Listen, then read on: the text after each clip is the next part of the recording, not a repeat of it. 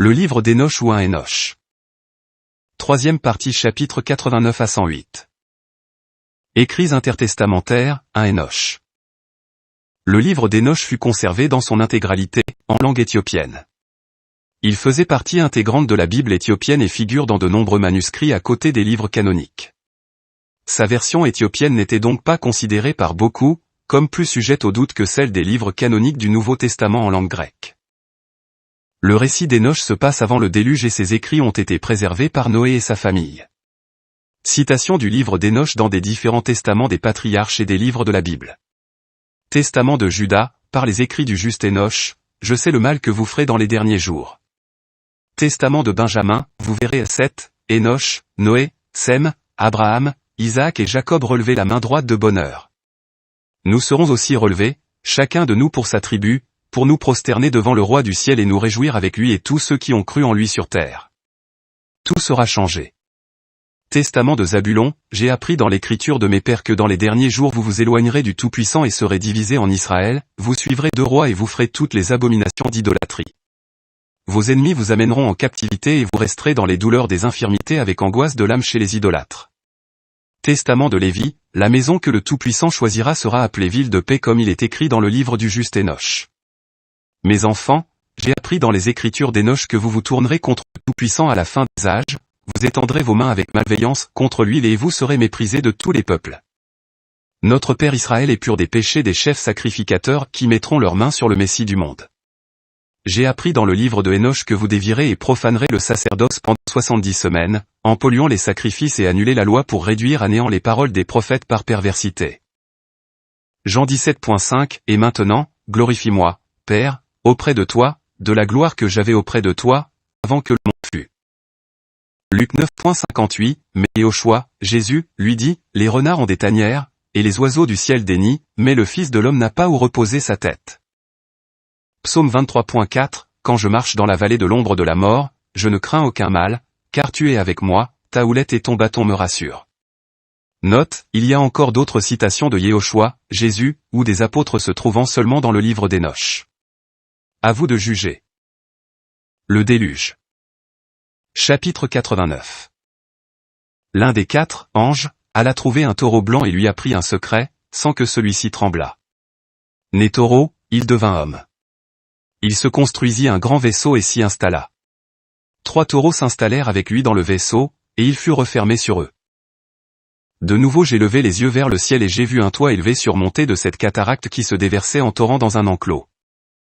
J'ai vu aussi des sources ouvertes sur la terre, à l'intérieur de ce vaste enclos. L'eau se mit à bouillonner et à s'élever sur la terre. Je voyais l'enclos jusqu'au moment où toute la terre fut recouverte par l'eau. L'eau, les ténèbres et la nuée s'y accumulèrent, et je voyais la hauteur de cette eau. L'eau s'éleva au-dessus de l'enclos, se déversant par-dessus, et elle demeura sur la terre. Tous les taureaux de l'enclos se rassemblèrent, jusqu'au moment où je les vis s'engloutir, sombrer et disparaître dans l'eau. Le vaisseau flottait sur l'eau avec tous les taureaux, et sur terre, tous les éléphants, les chameaux et les ânes avaient été engloutis avec tous les animaux. Je fus incapable de les voir, et eux-mêmes n'avaient pu échapper, mais ils avaient péri engloutis dans l'abîme. J'ai vu encore, en vision, le moment où les cataractes cessèrent de tomber du toit élevé. Les fissures des chambres souterraines furent bouchées, les sources de la terre furent comblées et d'autres fissures s'ouvrirent, par lesquelles les eaux commencèrent à descendre, jusqu'à ce que disparussent les eaux, et que la terre réapparut. Le vaisseau s'arrêta sur la terre, les ténèbres se dissipèrent, et il y eut de la lumière. Le taureau blanc qui était devenu un homme sortit du vaisseau, accompagné de 3 taureaux, dont l'un était blanc à sa ressemblance, l'autre roux comme le sang, et le troisième noir. Puis ce taureau blanc les quitta. Les patriarches. Ils se mirent à engendrer des bêtes sauvages et des oiseaux. Il y en avait de toutes les espèces, des lions, des panthères, des loups, des chiens, des hyènes, des sangliers, des renards, des damans, des porcs, des rapaces, des aigles, des milans, des éperviers et des corbeaux. Mais il naquit parmi eux un taureau blanc. Ils commencèrent à se mordre et à se poursuivre les uns les autres. Le taureau blanc né parmi eux engendra un onagre et un taureau blanc, et les onagres se multiplièrent. Le taureau qui en était né engendra un sanglier noir et un mouton blanc. Le premier engendra beaucoup de sangliers, et le mouton engendra 12 moutons. Quand ces 12 moutons eurent grandi, ils livrèrent l'un d'eux à des ânes, les ânes à leur tour le livrèrent à des loups, et ce mouton devint grand au milieu des loups. Le maître fit venir les 11 moutons pour habiter et paître avec lui parmi les loups. Ils se multiplièrent et devinrent un grand troupeau. Israël en Égypte. Les loups commencèrent à les craindre et à les opprimer, jusqu'à faire périr leurs petits en les jetant dans un grand cours d'eau. Les moutons commencèrent à crier au sujet de leurs petits et à se plaindre auprès de leur maître. Mais un mouton qui avait été sauvé des loups s'échappa et passa chez les ânes du désert. J'ai vu les moutons gémir, crier et prier leur maître de toute leur force, jusqu'à ce qu'à leur appel le maître des moutons descendit d'une haute demeure et vint les voir. Il appela le mouton qui avait échappé aux loups, lui parla des loups et lui dit de les inviter à ne plus toucher aux moutons. Le mouton alla trouver les loups avec l'ordre du maître, un autre mouton le rejoignit et l'accompagna, et tous deux entrèrent ensemble dans l'assemblée des loups pour leur parler et les inviter à ne plus toucher désormais aux moutons. J'ai vu alors combien plus durement les loups sévirent contre les moutons, de toute leur force, et les moutons crièrent. Le maître des moutons vint les trouver, ils se mirent à frapper les loups, et les loups commencèrent à gémir. Mais les moutons se turent et cessèrent de crier. L'Exode. J'ai vu le moment où les moutons sortirent de chez les loups. Les loups furent aveuglés et se lancèrent à la poursuite des moutons avec toute leur force. Mais le maître des moutons vint avec eux pour les guider, et tous les moutons le suivirent. Son visage était resplendissant, glorieux et redoutable à voir. Les loups se jetèrent à la poursuite des moutons jusqu'à ce qu'ils les aient rejoints à une nappe d'eau. La nappe d'eau s'ouvrit, et l'eau se dressa de part et d'autre devant eux et devant leur maître qui les guidait, debout entre eux et les loups. Les loups ne virent plus les moutons, ils pénétrèrent dans la nappe d'eau et poursuivirent les moutons en courant derrière eux à travers la nappe d'eau. Mais quand ils virent le maître des moutons, ils se retournèrent pour fuir devant sa face, et la nappe d'eau se reforma. Reprenant soudain son état naturel, l'eau remplit le passage, et monta jusqu'à ce qu'elle eût recouvert les loups. J'ai vu le moment où tous les loups qui avaient poursuivi les moutons périrent noyés, recouverts par les eaux. Le Sinaï. Après avoir traversé l'eau, les moutons parvinrent dans un désert sans eau ni herbe. Ils commencèrent à ouvrir les yeux et à voir. J'ai vu le maître des moutons les faire paître et leur donner de l'eau et de l'herbe, tandis que le mouton marchait pour les conduire. Le mouton gravit la cime d'un roc élevé, et le maître des moutons l'envoya auprès d'eux. Puis j'ai vu le maître des moutons debout devant eux. Son aspect était grandiose, redoutable et imposant. Tous les moutons le virent et eurent peur devant sa face. Tous, ils avaient peur et tremblaient devant lui. Ils jetèrent cet appel aux moutons qui étaient parmi eux, nous ne pouvons pas nous tenir devant notre maître et le regarder. Le mouton qui les guidait remonta sur la cime de ce roc. Mais les moutons commencèrent à ne plus voir clair et à se détourner du chemin qu'il leur montrait, à l'insu du mouton. Le maître des moutons se fâcha contre eux d'une grande colère. Le mouton le sut, il descendit de la cime du roc, revint près des moutons et découvrit que la plupart d'entre eux étaient devenus aveugles et s'étaient égarés. En le voyant, ils furent saisis de crainte et de tremblement devant sa face et voulurent regagner leur bercail. Mais le mouton prit avec lui d'autres moutons, alla vers les moutons qui s'étaient égarés et commença à les tuer. Les moutons eurent peur devant sa face. Le mouton ramena les moutons égarés, et ils rentrèrent dans leur bercail. Dans cette vision, j'ai vu le moment où ce mouton, devenu un homme, construisit une demeure pour le maître du troupeau et y fit se tenir tous les moutons. J'ai vu le moment où se coucha le mouton qui avait rejoint le mouton guide. J'ai vu le moment où périrent tous les moutons adultes.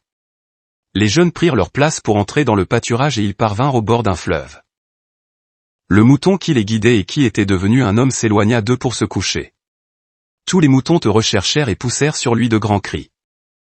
J'ai vu le moment où ils cessèrent de pleurer ce mouton. De l'entrée en Palestine à la construction du temple. Ils passèrent le cours d'eau, et 2 moutons se levèrent pour les conduire, à la place de ceux qui s'étaient couchés après les avoir conduits. J'ai vu les moutons entrer dans une belle contrée, dans une terre délicieuse et magnifique. J'ai vu les moutons rassasiés. La demeure était au milieu d'eux dans cette terre délicieuse. Mais il y avait des moments où leurs yeux s'ouvraient, et d'autres où ils restaient aveugles, jusqu'à ce que se fût levé un autre mouton pour les conduire et les ramener tous et que leurs yeux se fussent ouverts. Les chiens se mirent à dévorer les moutons, les sangliers et les renards les dévoraient aussi, jusqu'à ce que le maître des moutons suscita parmi eux un bélier pour les conduire. Ce bélier commença à frapper de ses cornes les chiens et à les poursuivre. Il se rua aussi contre les renards, puis contre les sangliers, et fit périr des sangliers en grand nombre. Mais un mouton dont les yeux étaient ouverts vit que ce bélier issu du troupeau s'était dévoyé. Il s'était mis à frapper les moutons, à les écraser et à suivre une mauvaise voie. Le maître du troupeau envoya ce mouton auprès d'un autre, pour en faire un bélier à la tête du troupeau, à la place du bélier qui s'était dévoyé.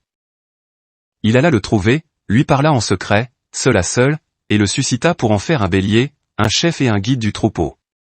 Et pendant tout cela, les chiens pourchassaient les moutons. Le premier bélier persécuta le second qui prit la fuite devant lui. J'ai vu ensuite le moment où le premier bélier succomba devant les chiens. Le second bélier se leva pour conduire le troupeau et engendra des moutons en grand nombre. Le troupeau crut et multiplia, et tous les chiens, les renards et les sangliers s'enfuyaient effrayés devant lui. Le bélier frappa et tua toutes les bêtes. Elles n'eurent plus de pouvoir au milieu du troupeau et n'en ravirent plus rien du tout. Puis, le bélier, se coucha, et un jeune mouton devint bélier à sa place. Il devint un chef et il devint un guide pour le troupeau. La demeure fut agrandie, élargie et rebâtie pour les moutons, et une tour haute et imposante fut bâtie au-dessus de la demeure pour le maître du troupeau. La demeure était basse, et la tour était élevée et haute. Le maître du troupeau prit résidence sur cette tour, et on présenta devant lui une table servie. Les prophètes et la ruine du royaume. J'ai vu encore les moutons se remettre à errer, à suivre diverses voies et à abandonner leur demeure.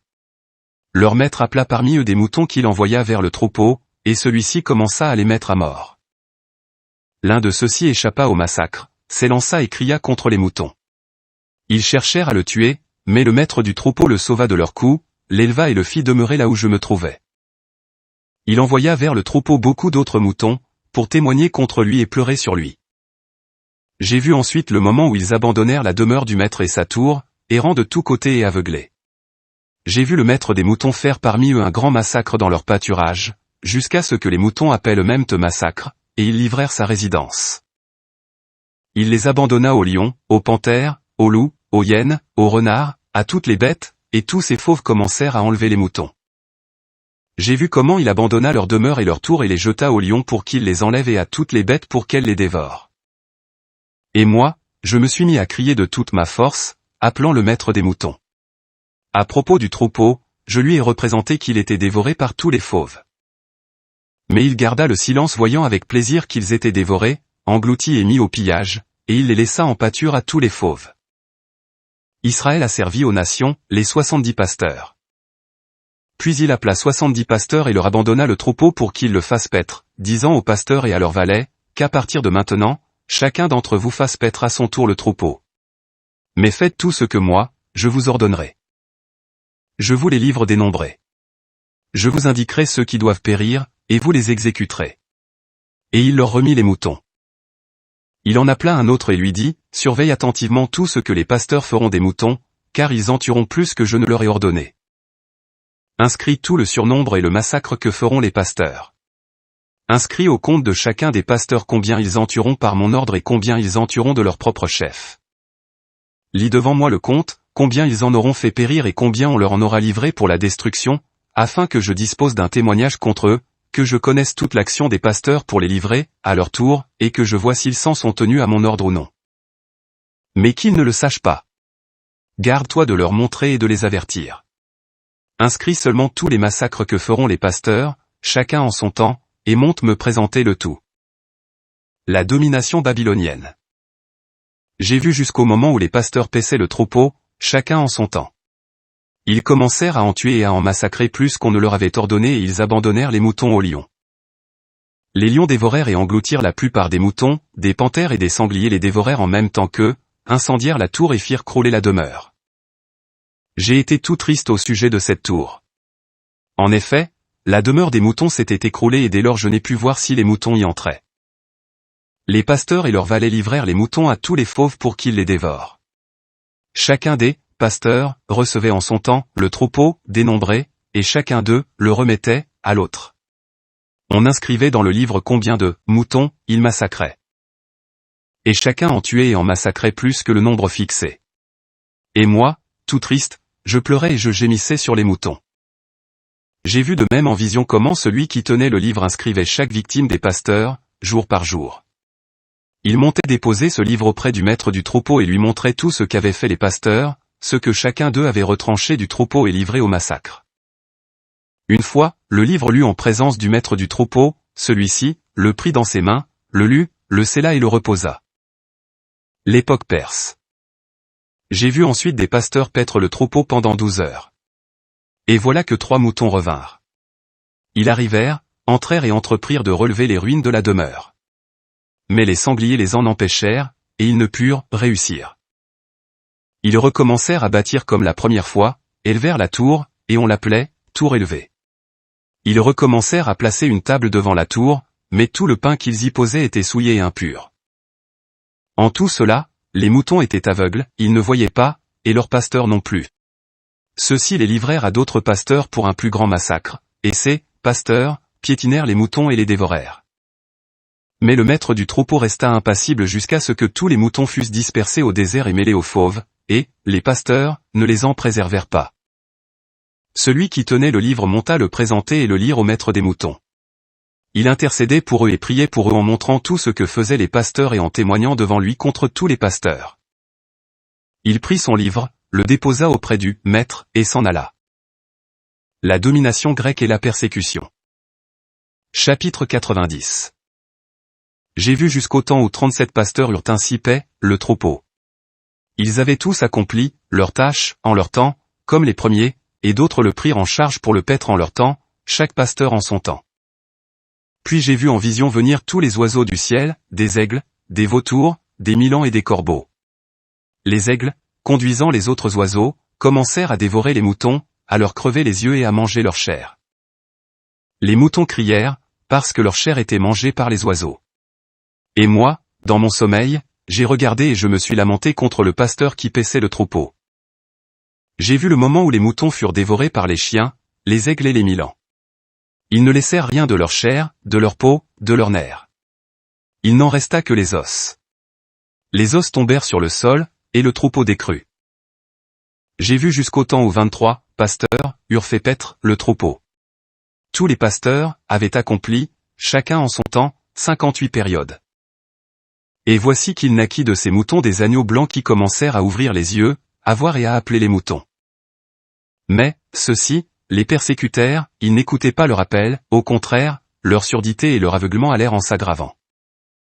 J'ai vu en vision les corbeaux fondre sur ces agneaux, saisir l'un d'eux, déchirer les moutons et les dévorer. L'insurrection. J'ai vu le moment où des cornes sortirent à ces agneaux. Les corbeaux abattaient leurs cornes, mais j'ai vu le moment où une grande corne poussa à l'un des moutons, et où leurs yeux s'ouvrirent.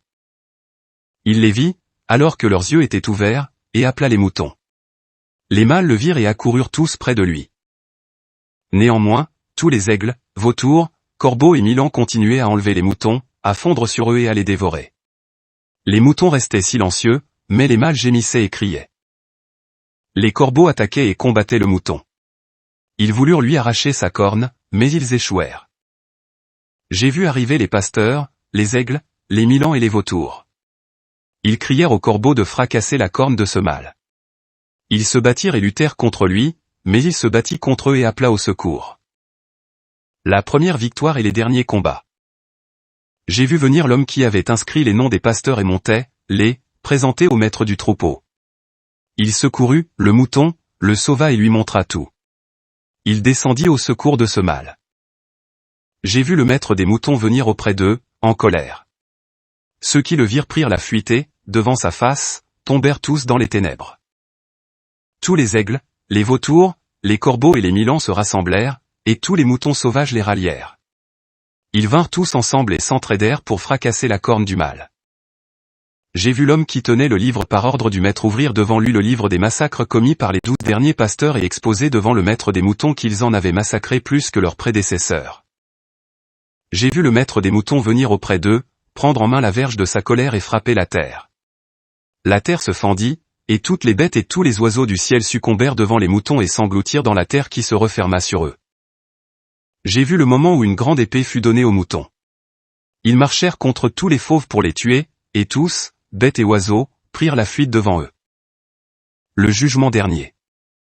J'ai vu le moment où un trône fut dressé dans la terre délicieuse, et le maître des moutons s'y assit. On prit tous les livres scellés et on les ouvrit devant le maître des moutons. Le maître appela les 7 hommes blancs du début. Il leur ordonna de faire comparaître devant lui le premier astre, celui qui précédait les astres doués d'un membre pareil à celui des chevaux. Et ils les firent tous comparaître devant lui. Il dit à l'homme qui écrivait devant lui, l'un des 7 hommes, blancs, saisis les 70 pasteurs auxquels j'ai remis les moutons et qui, après les avoir reçus, en ont tué plus que je ne leur avais ordonné. Et je les ai vus tous enchaînés et debout devant lui. Le jugement fut d'abord exercé contre les astres, et ils furent reconnus coupables. Les anges se rendirent au lieu du supplice et les précipitèrent dans un gouffre plein de feu ardent et de colonnes de feu. Puis les 70 pasteurs furent jugés, reconnus coupables et précipités eux aussi dans ce gouffre de feu. J'ai vu en ce temps-là qu'un gouffre semblable s'était ouvert dans la terre, plein de feu. On fit comparaître les moutons aveuglés, et tous furent jugés, reconnus coupables et précipités dans ce gouffre de feu pour y brûler. Ce gouffre était situé au sud de la demeure. J'ai vu brûler les moutons, leurs os même brûlaient. Le nouveau tabernacle. Je me suis levé pour voir le moment où l'on replia la vieille demeure. On en enleva tous les poteaux, et tous les étançons et tout l'ornement de cette demeure furent repliés en même temps. On l'enleva et on la jeta en un lieu, au sud de la terre. Et j'ai vu le moment où le maître du troupeau apporta une demeure neuve, plus grande et plus haute que la précédente, et la mit à la place de la première qui avait été repliée. Tous les poteaux en étaient neufs, l'ornement en était neuf et plus imposant que celui de l'ancienne qu'il avait enlevé. Tous les moutons étaient au milieu. La résurrection et la conversion de l'univers. J'ai vu tous les moutons qui étaient restés. Toutes les bêtes de la terre et tous les oiseaux du ciel tombaient prosternés devant les moutons, les invoquaient et obéissaient à toutes leurs paroles.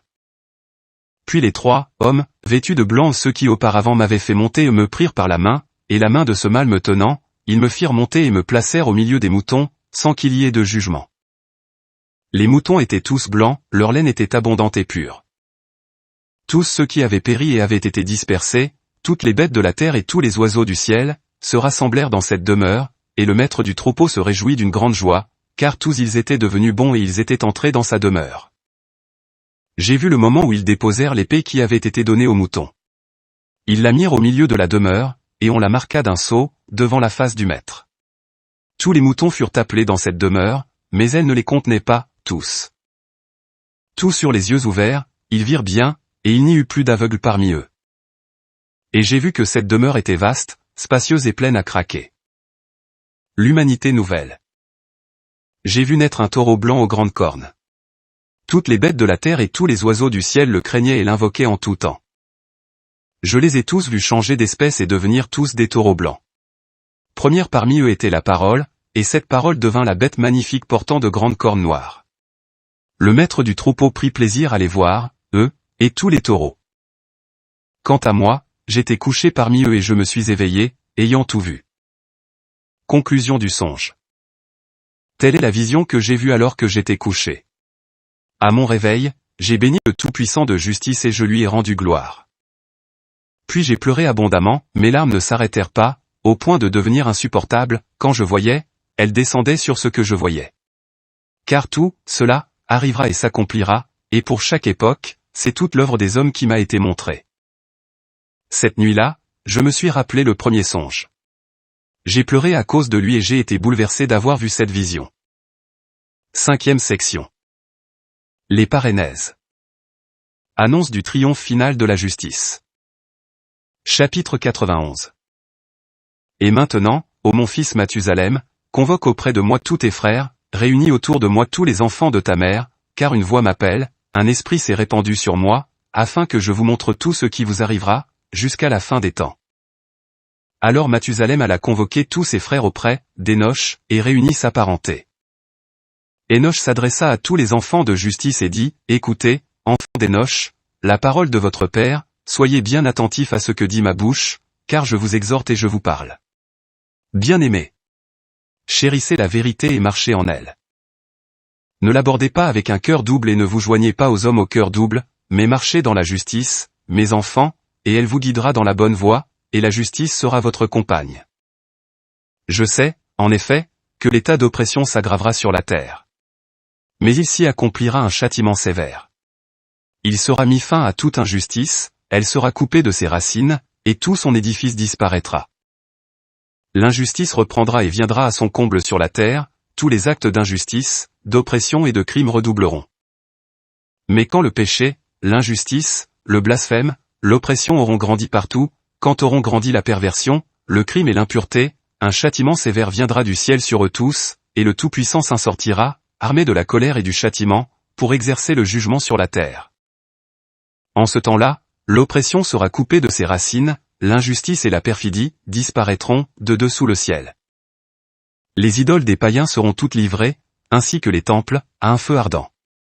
On les retirera de par toute la terre. Elles seront jetées dans le supplice du feu et périront sous la colère et la sentence rigoureuse, éternelle. Le juste, la justice se lèvera de son sommeil, la sagesse se lèvera aussi et leur sera donnée. Préambule de l'instruction d'Hénoch, les deux voies. Maintenant donc, je vous le déclare, mes enfants, je vais vous montrer les voies de la justice et celles de l'oppression. Je vous les montrerai de nouveau pour que vous connaissiez ce qui arrivera.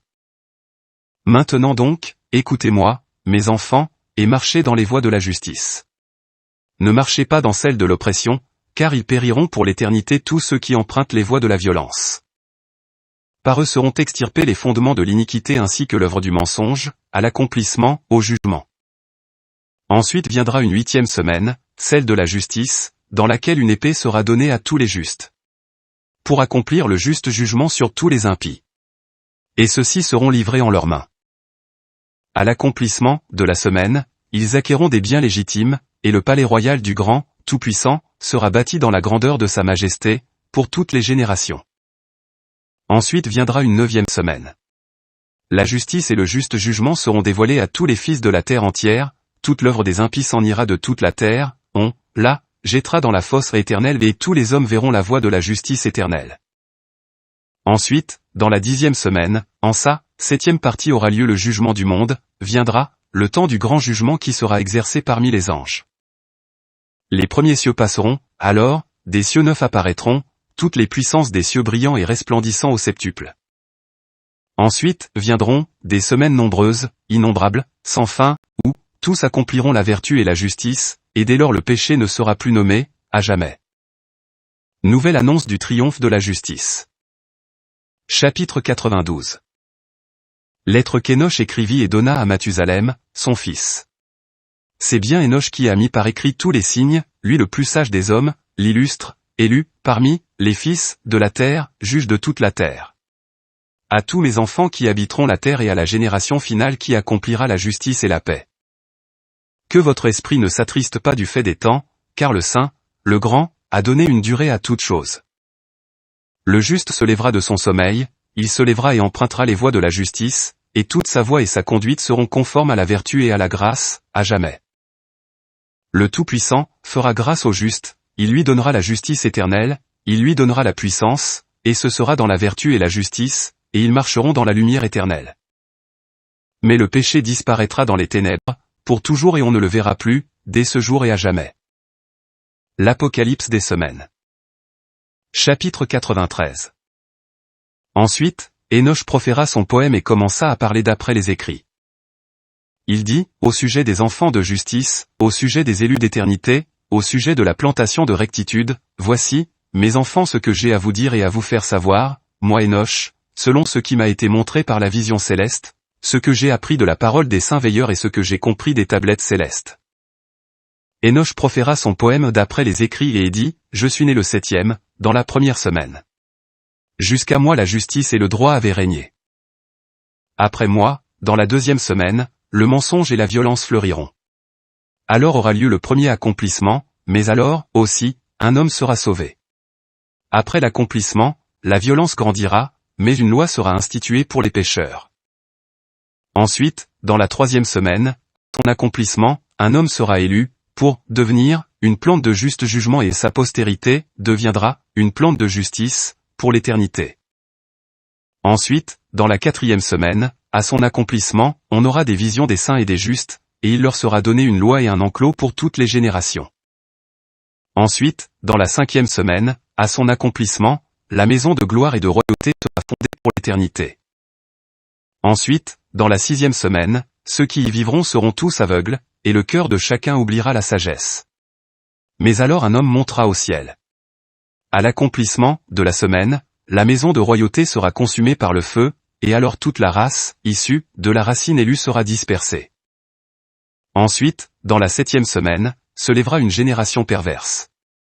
Elle fera beaucoup de choses, et toutes ses œuvres seront perverses. Mais à l'accomplissement de la semaine, seront choisis des justes comme témoins de la vérité et élus, issus de la plante de justice éternelle, et ils recevront au septuple la sagesse et la connaissance, la science de toute sa création. Qui peut connaître l'œuvre divine? Qui donc parmi tous les humains peut attendre sans frémir les paroles, la voix du Saint? Qui peut connaître sa pensée? Quel est l'homme qui peut contempler toute l'œuvre céleste? Qui peut contempler le ciel? Qui peut connaître ce qui s'y fait, voir un esprit ou un être spirituel et parler, ou monter voir leurs ailes, les comprendre et agir comme eux? Qui parmi tous les hommes peut connaître la longueur et la largeur de la terre entière? À qui parmi tous les hommes ont été montrées les mesures de l'univers? Est-il un homme qui puisse connaître l'étendue du ciel et sa hauteur, savoir, ou sur quoi il s'appuie, quel est le nombre des étoiles et où se reposent tous les luminaires? Exhortation à la justice. Chapitre 94.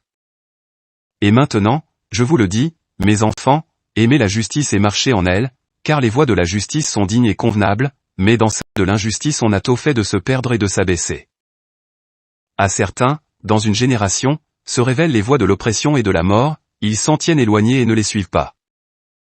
Et maintenant, je vous le dis, juste, ne marchez pas dans les voies du mal, les voies de la mort. Ne vous en approchez pas, de crainte que vous ne périssiez. Mais recherchez et choisissez pour vous la justice, la vie excellente et marchez dans les voies de la paix, pour vivre et prospérer. Gardez cela dans la pensée de vos cœurs, que ma parole ne s'en efface pas. Je sais en effet que les pécheurs tenteront les hommes, pour qu'ils changent la sagesse en mal. Et il ne se trouve pas pour elle de demeure, et la tentation ne diminue pas. Imprécation contre les pécheurs, consolation pour les justes. Malheur à ceux qui édifient l'injustice et l'oppression et consolident la fraude, car ils seront brutalement renversés et n'auront pas de paix. Malheur à ceux qui bâtissent leur maison par le péché, car elles seront renversées de leur base. Ils tomberont par l'épée, et ceux qui amassent l'or et l'argent périront par un châtiment brutal. Malheur à vous, riches, car vous vous êtes fiés à vos biens. Vous en serez dépouillés, parce que vous ne vous êtes pas souvenu du Très-Haut au temps de votre richesse. Vous avez blasphémé et commis l'injustice, vous avez mérité le jour d'effusion de sang, le jour de ténèbres, le jour du grand jugement. Voilà ce que je vous dis, ce que je vous annonce, celui qui vous a créé vous renversera, on ne s'apitoiera pas sur votre chute, et votre Créateur se réjouira de votre perte. Mais les justes d'entre vous subsisteront en ce temps-là, opprobre pour les pécheurs et les impies. Chapitre 95. Qui fera de mes yeux un nuage chargé d'eau, que je pleure sur vous, que je verse mes larmes comme une nuée pluvieuse, et que je me soulage de la tristesse de mon cœur? Qui a fait de vous des agents de la haine et du mal? Le jugement vous frappera, pécheurs. Juste, ne craignez pas les pécheurs. Encore une fois, le Tout-Puissant les remettra entre vos mains, pour que vous exerciez contre le jugement, à votre gré. Malheur à vous qui proférez des anathèmes irrévocables. La guérison est loin de vous, à cause de vos péchés. Malheur à vous qui rendez le mal à votre prochain, car vous serez rémunérés selon vos œuvres. Malheur à vous, témoins mensongers, et à ceux qui font des pesées iniques, car vous périrez soudain. Malheur à vous, pécheurs, car vous persécutez les justes. Or c'est vous qui serez livrés et persécutés par l'injustice. Et son joug s'appesantira sur vous. Chapitre 96. Gardez l'espérance, juste, car bientôt les pécheurs périront devant vous, et vous aurez pouvoir sur eux, à votre gré. Le jour du tourment des pécheurs, vos petits se lèveront, se dresseront comme des aigles, et votre nid sera plus haut que celui des vautours. Vous grimperez, vous pénétrerez dans les cavités de la terre, dans les anfractuosités du roc, pour toujours, pareil aux damans, fuyant, loin des impies, et contre vous glapiront, gémiront les sirènes. Ne craignez pas, vous qui avez souffert, car vous lirez la guérison. Une lumière éclatante brillera pour vous, et vous entendrez du ciel la parole qui soulage. Malheur à vous, pécheurs, car votre richesse vous faisait paraître juste, alors que votre cœur vous convainquait de pécher. Cette parole sera un témoin, un rappel contre vous, mauvais. Malheur à vous qui mangez la fleur du froment, qui buvez le meilleur du plan d'impiété, et piétinez les humbles dans votre puissance. Malheur à vous qui buvez l'eau en tout temps, car vous serez bientôt payés de retour, consumés, desséchés, pour avoir délaissé la source de vie. Malheur à vous, agents d'injustice, de fraude et de blasphème. Il y aura contre vous un mauvais rapport.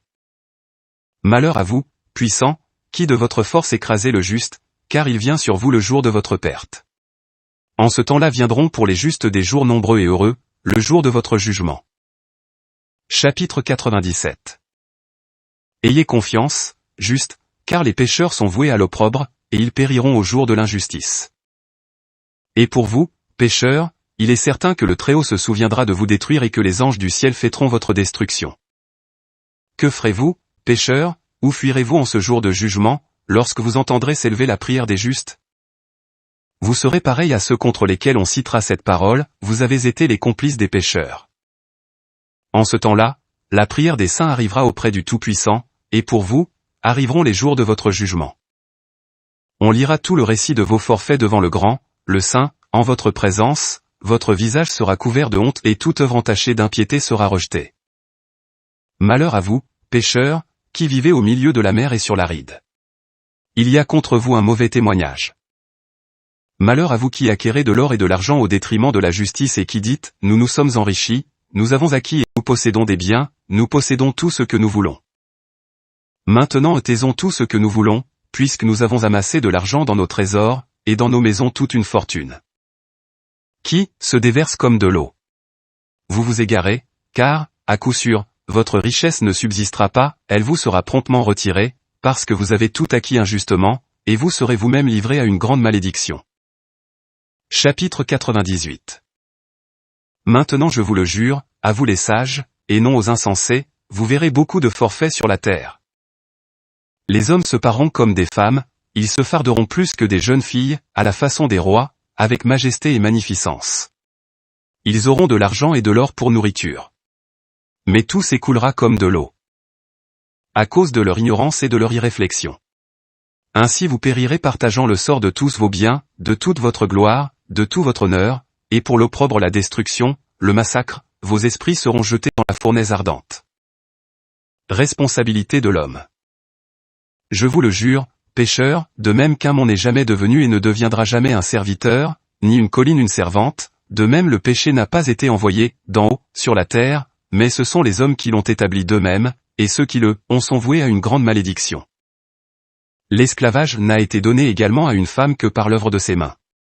Il n'a pas été déterminé qu'une esclave devait être esclave, cela ne vient pas d'en haut, mais résulte d'une oppression. De même le péché n'a pas été donné d'en haut, mais résulte d'une transgression. De même une femme n'a pas été créée stérile, c'est pour des fautes personnelles qu'elle a été punie de stérilité et mourra sans enfant. Omniscience divine. Je vous le jure, pécheurs, par le Saint, le Grand, chacun de vos méfaits sera découvert dans le ciel, aucun acte inique ne restera caché. Ne croyez pas en votre âme, ne croyez pas en votre cœur qu'on ne connaît pas vos méfaits, qu'on ne les voit pas, qu'ils ne sont pas observés, ni inscrits devant le Très-Haut. Sachez désormais que tous vos forfaits sont inscrits jour après jour, jusqu'au jour de votre jugement. Griefs et menaces contre les pécheurs. Malheur à vous, insensés, car vous allez périr par votre folie. Vous ne voulez pas écouter les sages, il ne vous arrivera rien de bon, mais le malheur vous saisira. Sachez maintenant que vous êtes destinés au jour de destruction.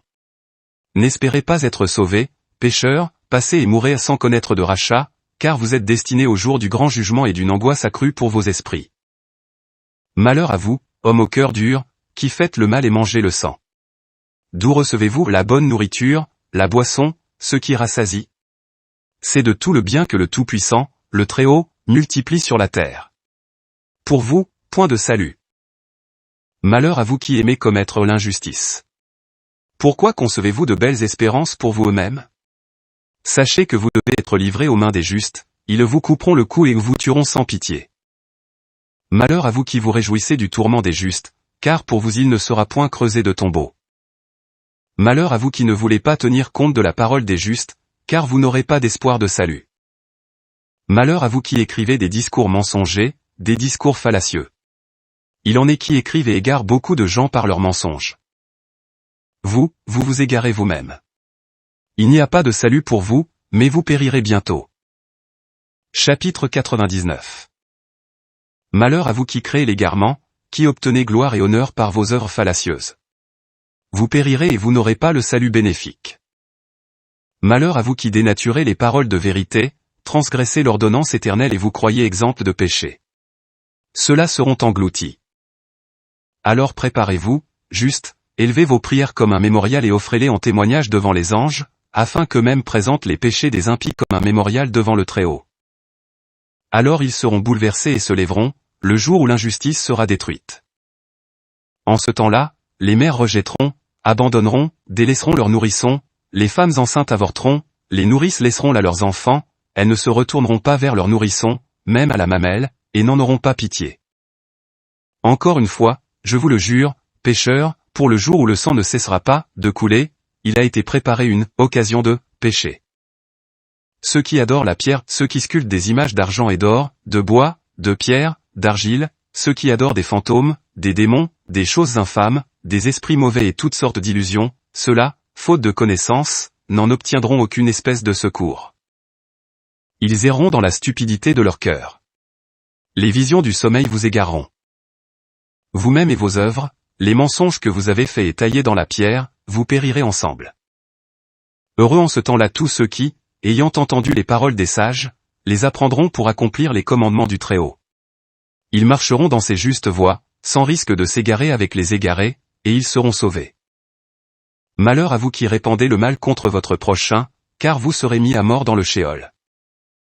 Malheur à vous qui faites des mensurations de péché et de fraude. Malheur à ceux qui mettent à l'épreuve sur la terre, car ils y seront anéantis. Malheur à ceux qui bâtissent leur maison sans y mettre la main. Malheur à vous, qui faites toutes sortes de constructions de pierres et de briques. Il ne vous sera pas fait grâce. Malheur à ceux qui rejettent la fondation et l'héritage de leur père venu d'un lointain passé, malheur à vous, car l'esprit d'égarement vous poursuivra. Point de repos pour vous. Malheur à vous qui commettez l'impiété et favorisez l'injustice en tuant votre prochain jusqu'au jour du grand jugement. Car alors il écrasera votre gloire, il éveillera contre vous sa colère, il vous fera tous périr par l'épée, et tous les justes, les saints et les justes se rappelleront votre injustice. Chapitre 100. En ce temps-là, en un même lieu, les pères et les fils s'affronteront, et les frères entre eux, et il en succombera tant qu'il coulera un fleuve formé de leur sang. Un homme n'hésitera pas à porter la main sur son fils, sur son bien-aimé, pour le tuer, ni le pécheur sur l'homme honorable ou sur son frère. De l'aurore au coucher du soleil, ils s'entretueront. Un cheval pourra marcher jusqu'au poitrail dans le sang des pécheurs, et le char y enfoncera jusqu'aux essieux. Ce jour-là, les anges descendront, pénétrant dans les lieux secrets. Tous les auxiliaires de l'injustice seront punis en un même lieu. Le Très-Haut se lèvera pour rendre sur tous un grand jugement. Il donnera à tous les justes et tous les saints une garde de saints anges, et ils seront préservés comme la prunelle de l'œil jusqu'à ce que cessent les maux et le péché. Dès lors, les fidèles dormiront d'un doux sommeil, et il n'y aura plus personne pour les effrayer. Alors les sages d'entre les hommes verront et les enfants de la terre comprendront les paroles de cette lettre, et ils sauront que leur richesse ne peut les sauver quand s'écroulera l'injustice. Malheur à vous, injustes, toutes les fois que vous écrasez les justes en un jour de dure contrainte et que vous les gardez dans du feu. Vous paierez vos crimes. Malheur à vous, cœurs endurcis, qui veillez pour méditer le mal, une terreur vous saisit, et il n'y a personne pour vous défendre. Malheur à vous tous, pécheurs, pour les paroles de votre bouche et pour les œuvres de vos mains, car vous vous êtes égarés loin des œuvres saintes. Vous brûlerez à la chaleur d'une flamme plus ardente que le feu. Sachez maintenant qu'il s'informera de vos œuvres auprès des anges dans le ciel, et de votre péché auprès du soleil, de la lune et des étoiles, car sur la terre vous rendez le jugement contre les justes. Il fera témoigner contre vous toutes les nuées, les brumes, la rosée et la pluie. Elles seront retenues loin de vous, à cause de vos péchés. Allez donc donner des présents à la pluie, à la rosée, à la nuée, à la brume, pour qu'elles ne soient pas empêchées de descendre pour vous. Allez donc les acheter à prix d'or pour qu'elles descendent. Quand la neige et le gel glacial se jetteront sur vous, et que les vents glacés vous flagelleront, vous ne pourrez pas en supporter le froid et la morsure. Exhortation à la crainte du Tout-Puissant. Chapitre 101. Considérez donc, humains, les œuvres du Très-Haut et craignez de faire le mal devant lui. Quand il obstruera les fenêtres du ciel et empêchera la rosée et la pluie de descendre à cause de vous, que ferez-vous? Et quand il enverra sa colère contre vous et contre vos œuvres, ne le supplierez-vous pas? Pourquoi proférez-vous des paroles hautaines et dures contre sa majesté? Voyez les pilotes qui naviguent sur la mer, leurs vaisseaux sont agités par les vagues et la tempête. S'ils sont en détresse, tous ils ont peur, jettent par-dessus bord toutes leurs marchandises et leurs biens et appréhendant eux-mêmes de voir la mer les engloutir et de périr en son sein. La mer tout entière, avec toutes ses eaux, n'est-elle pas l'œuvre du Très-Haut? Lui-même en a établi les limites, l'a contenue et enclose dans du sable. À son grondement, les flots ont peur et se dessèchent, et les poissons périssent, ainsi que tout ce qui est dans la mer. Et vous, coupables, qui êtes sur la terre, vous ne le craindriez pas. N'est-ce pas lui qui a fait le ciel et la terre et tout ce qui s'y trouve? Qui a donné la connaissance à tous ceux qui se déplacent sur terre et sur mer? Les pilotes redoutent la mer, et les coupables ne redouteraient pas le Très-Haut. Cataclysme du jugement dernier. Chapitre 102. Quand il déchaînera sur vous l'ouragan de feu qui vous brûlera, où fuirez-vous pour vous sauver? Quand il donnera de la voix contre vous, ne serez-vous pas ébranlés et terrifiés par ce grand fracas? Tous les luminaires trembleront de terreur et la terre tout entière sera agitée, tremblante, bouleversée. Les anges accomplissant leurs tâches, le ciel et les luminaires seront agités et tremblants, et tous les enfants de la terre, et vous-mêmes, pécheurs, vous serez éternellement maudits. Il n'y a pas de salut pour vous. Assurance donnée aux justes sur la rémunération posthume. Ayez courage, âmes des justes défunts, des justes et des fidèles. Ne vous attristez pas parce que vos âmes sont descendues tristement dans le Sheol et parce que votre corps de chair n'a pas obtenu pendant votre vie la récompense de votre piété. C'est que les jours que vous avez vécus étaient les jours des pécheurs, de ceux qui sont maudits sur la terre. À votre mort, les pécheurs diront, les fidèles ont succombé au destin. Que leur reste-t-il de leurs œuvres? Ils sont morts, comme nous, mourrons. Voici qu'ils meurent comme nous dans la tristesse et dans les ténèbres. Quel avantage ont-ils sur nous? Que maintenant ils ressuscitent et soient sauvés. Et ils nous verront bien manger et bien boire jusqu'à la fin du monde. À nous, donc de manger, boire, accaparer, pêcher, piller, posséder, voir des jours heureux. Voyez ceux qui se disent justes, quelle chute est la leur. C'est que nulle justice n'a été trouvée en eux jusqu'à leur mort. Ils ont péri et sont devenus comme s'ils n'avaient pas existé, et leurs âmes sont descendues tristement dans le Sheol. Chapitre 103. Mais en réalité, je vous le jure, juste, par la gloire du Tout-Puissant, grand, majestueux et à la royauté puissante, je vous le jure par sa grandeur. Je comprends ce mystère. J'ai lu en effet les tablettes célestes, j'ai vu l'écrit infaillible, j'ai lu tout ce qui y était écrit et gravé vous concernant. À savoir que des biens, la félicité et l'honneur sont tenus prêts et inscrits pour les âmes des fidèles défunts. Ils seront dans la joie, et leurs esprits ne périront pas, non plus que leur mémoire, devant le grand, pour toutes les générations des âges. Ne craignez donc pas leurs injures. Quant à vous, pécheurs défunts, on dira de vous à votre mort, ils ont été, heureux les pécheurs, tous les jours qu'ils ont vus durant leur vie. Ils sont morts entourés d'honneur, sans avoir connu de jugement durant leur vie. Or, sachez qu'on fera descendre vos âmes dans le Sheol et qu'elles y seront dans une grande angoisse. Dans des ténèbres, dans des liens, dans une flamme brûlante, et qu'elles subiront une peine rigoureuse pour toutes les générations du monde. Malheur à vous. Il n'y a pas de salut pour vous. Juste, et vous qui avez saintement vécu, ne dites pas, nous avons souffert le temps de l'oppression, nous avons subi des pertes, nous avons été décimés et nous n'avons pas trouvé de défenseur. Nous avons été écrasés, anéantis et nous avons perdu l'espoir même de voir le salut quelque pur. Nous espérions être la tête, et nous sommes devenus la queue. Nous avons peiné sur notre travail et nous n'avons pas disposé de ses fruits. Nous avons servi de pâture aux pécheurs, les impies ont appesanti le joug sur nous. Dominateurs, nos ennemis nous aiguillonnent et nous encerclent. Nous avons cherché où leur échapper pour reprendre souffle et nous reposer, mais nous n'avons pas trouvé de refuge, ni de lieu de salut hors de leur atteinte. Dans notre tourment, nous les avons accusés auprès des anges, nous avons crié contre ceux qui nous abattaient et nous faisaient violence, mais ils n'ont pas accueilli nos réclamations et ont refusé même d'écouter notre voix. Ils ne nous ont pas défendus, ne trouvant rien contre ceux qui nous faisaient violence et nous dévoraient, au contraire, ils appuient contre nous, ceux qui, nous tuent et nous déciment, ils ne dénoncent pas les meurtres que nous subissons et à propos des pécheurs ne mentionnent pas leurs péchés. Chapitre 104. Je vous jure que dans le ciel les anges font de vous une mention favorable devant la gloire du Grand et que vos noms sont écrits devant la gloire du Grand. Ayez donc courage, puisque vous avez lutté dans l'adversité et les tourments. Vous apparaîtrez brillants comme les luminaires célestes, et les fenêtres du ciel s'ouvriront pour vous. Votre clameur sera entendue, et la justice que vous réclamez sera manifestée contre tout ce qui s'associera à votre tourment, contre tout complice de ceux qui vous persécutent et vous dévorent. Espérez, ne perdez pas espoir, car il y aura pour vous une grande joie, pareille à celle des anges du ciel. Ne craignez pas le malheur au jour du grand jugement, à coup sûr, vous ne serez pas assimilés aux pécheurs. Mais vous, pécheurs, vous serez tourmentés, et un jugement éternel sera tiré de vous pour toutes les générations des siècles. Gardez-vous de craindre, juste, quand vous voyez les pécheurs prendre l'avantage et prospérer. Gardez-vous de vous faire leurs complices. Au contraire, tenez-vous loin de tous leurs méfaits car c'est aux bons anges du ciel que vous devez être associés. Nouvel avertissement aux pécheurs. N'allez certes pas dire, pécheurs, que vos péchés ne sont pas scrutés ni enregistrés. Tous vos péchés sont enregistrés, tous les jours. À présent je vous le signifie, la lumière et les ténèbres, le jour et la nuit observent tous vos péchés. Ne vous égarez pas en votre cœur, ne mentez pas, n'altérez pas les paroles de la vérité, ne proférez pas de mensonges contre les paroles du saint, ne donnez pas gloire à vos idoles, car tout mensonge, tout égarement ne conduisent pas à la justification, mais à un grand péché. Fausses et vraies écritures. Et maintenant, je vous dis ce mystère.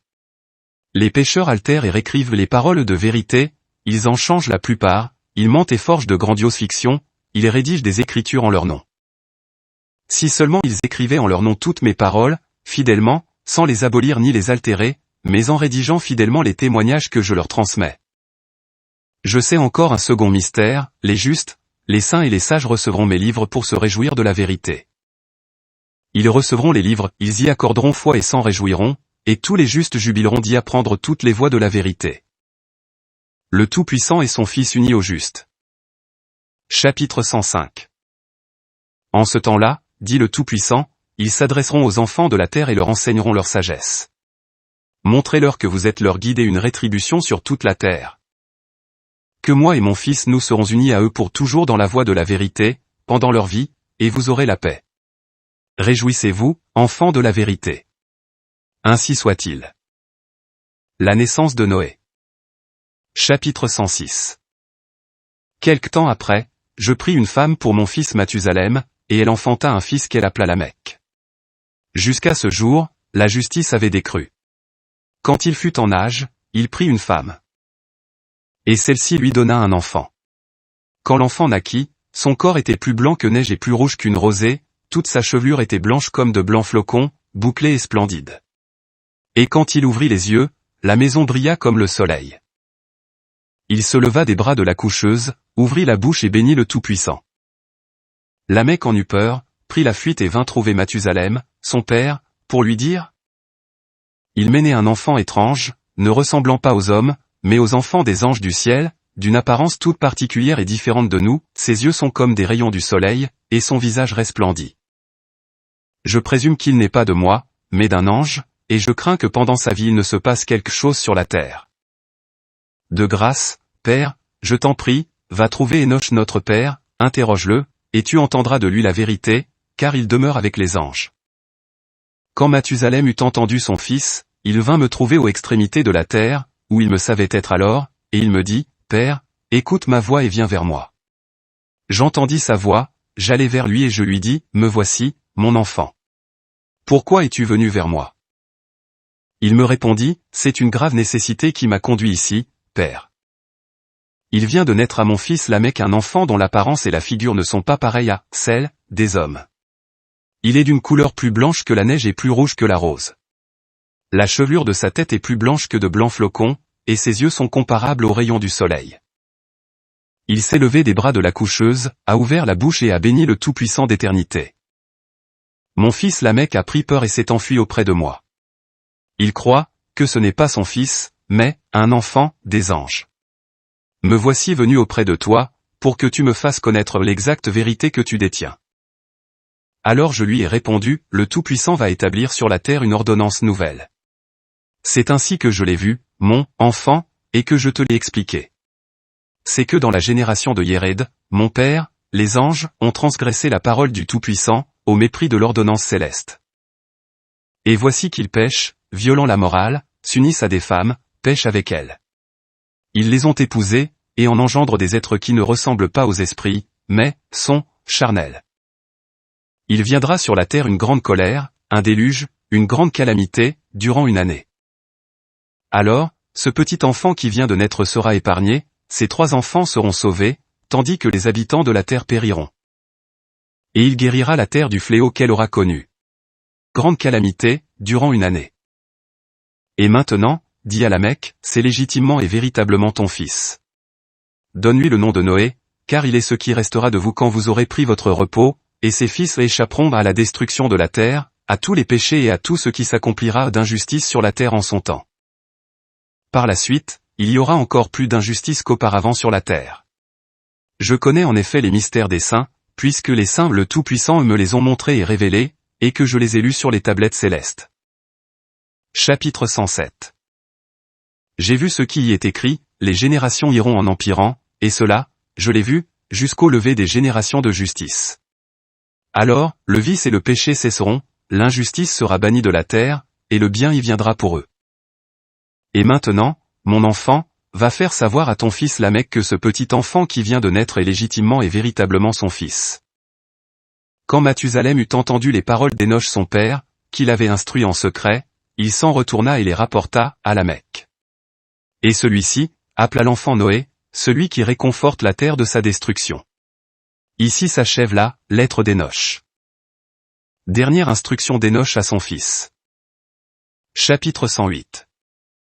Seconde lettre qu'écrivit Énoch pour son fils Mathusalem et pour ses descendants, qui garderont l'ordonnance à la fin des temps.